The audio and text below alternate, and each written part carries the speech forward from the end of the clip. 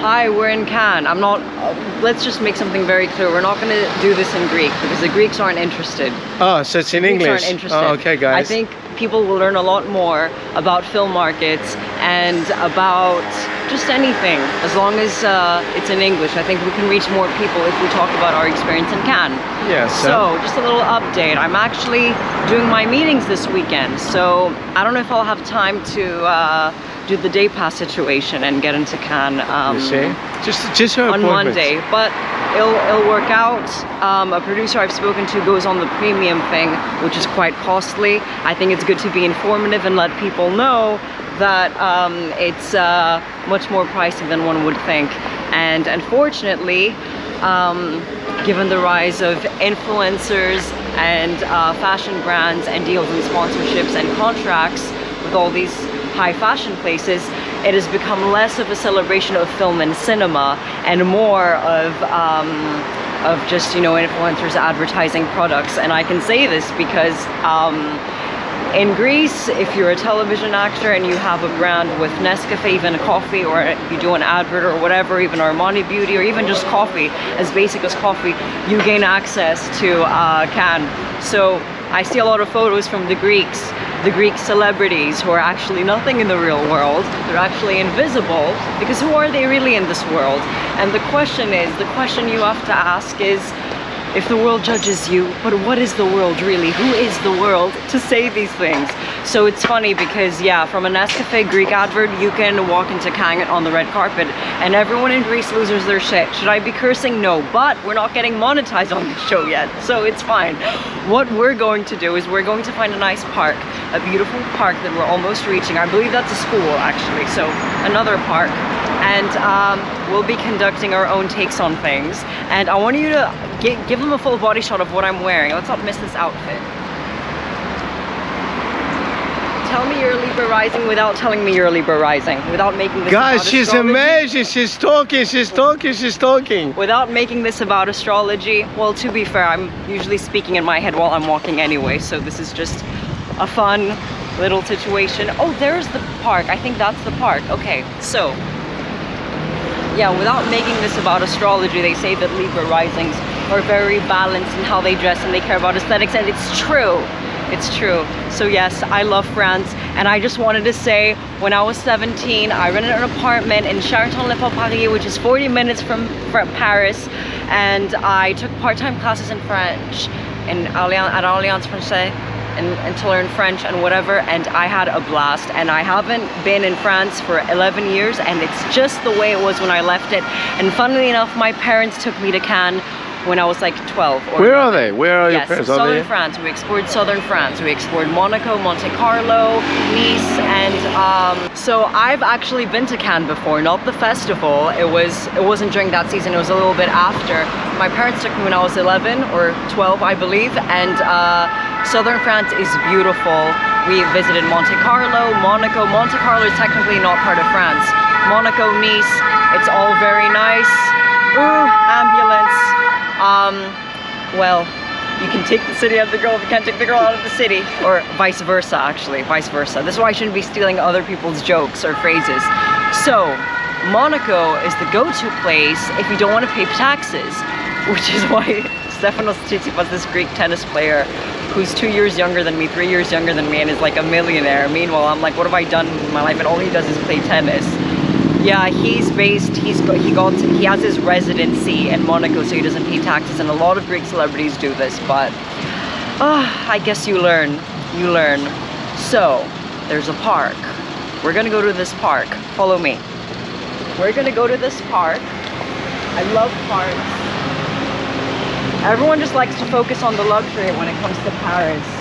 We're not in Paris, we're in southern France, but Paris also has a lot of green.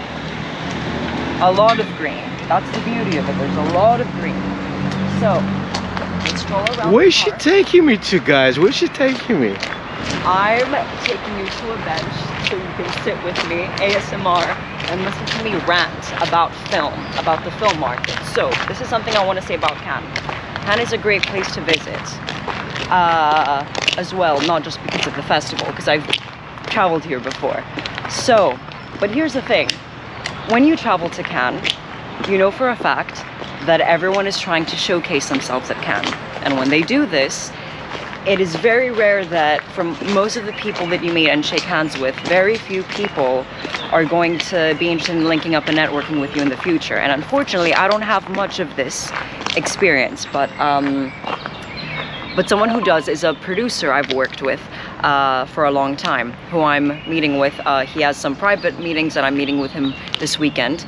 Not currently, which is why I'm free and can move and talk about things. So he says you have to really know how to talk to these people and just be really experienced in understanding who's there to do what. I would say if you love films, it would be good to get a day pass to enjoy the screenings and see films and celebrate that sort of thing, which is what Cannes ought to do. But at the same time, I would say don't be so easily taken away from what you see, because it's all very marketed. People are coming with their teams that are made to look a certain way, and that's something that you discover in cinema as well when it comes to filmmaking, without being too rude.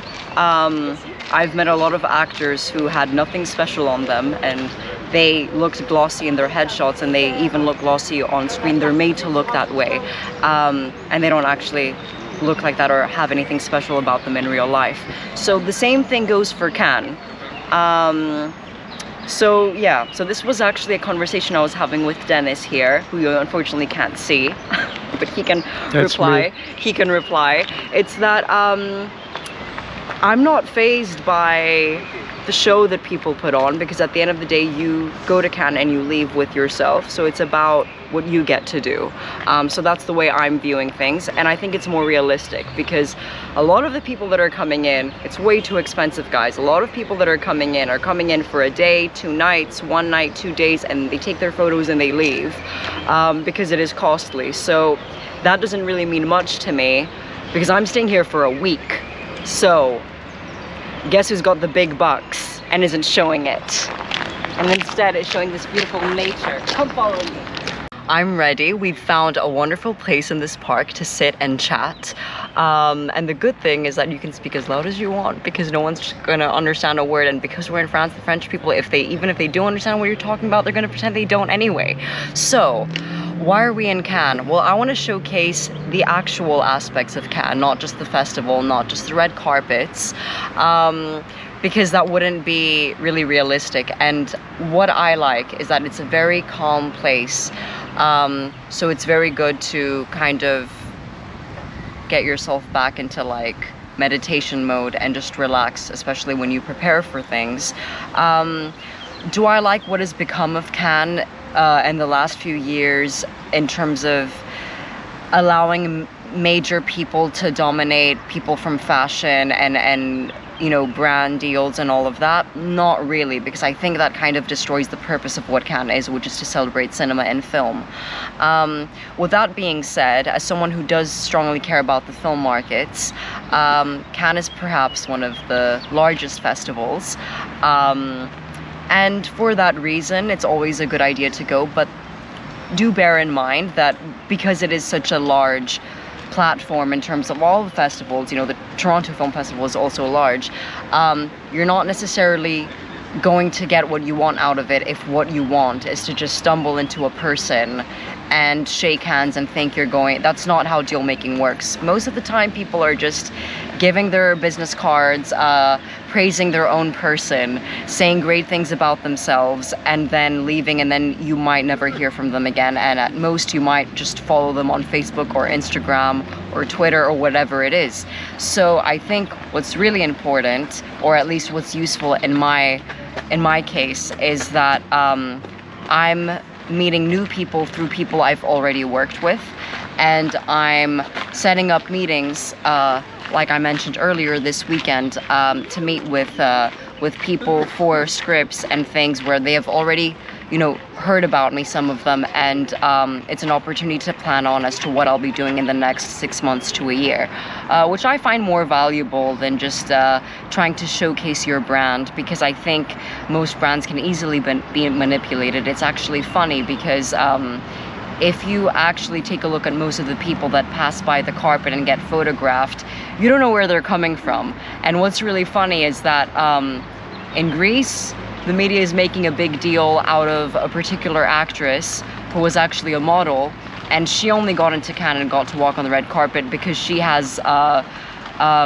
brand contract deal, whatever, with Nescafe coffee. So it's really funny, and this is something that has happened in the last several years with a lot of Greek actresses, whether they have deals with Armani Beauty or whatever. So this isn't just a prominent thing in Greece. This has to do with influencers worldwide, whether they're coming from North America, whether they're coming from different parts of Europe, or even Asia. These are just people that are influencers and have contracts, and that's how they get to walk, which is funny because if you try and get the day pass, which isn't free, you do have to confirm that you are someone working in the film industry, your IMDb page, your production company. There's different ways to kind of verify that. So I think when we place such strict rules on simply visitors who are restricted in how in the designated areas as well of the red carpet, because unlike other people, I'm not going to pretend that I'm walking something. I mean, there's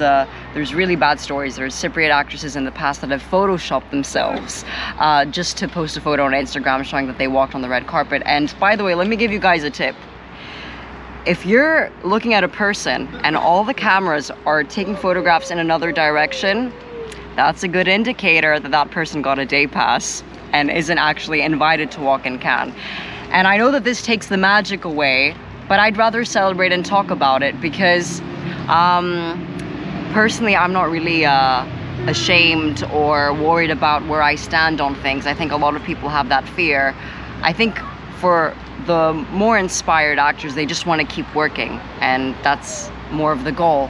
But you're not gonna get anything out of just trying to fixate on something that's too real or trying too hard to showcase something that you're not, because it's going to crack and it's not going to help. So yes, do bear in mind that this might take the magic away, but yeah, if you're looking at a photo and all the photographers are looking in an entirely different direction, it goes to show that it was kind of marketed in a smart way. And don't get me wrong, I'll see if I can get the opportunity to I guess, pose on the corner of a red carpet.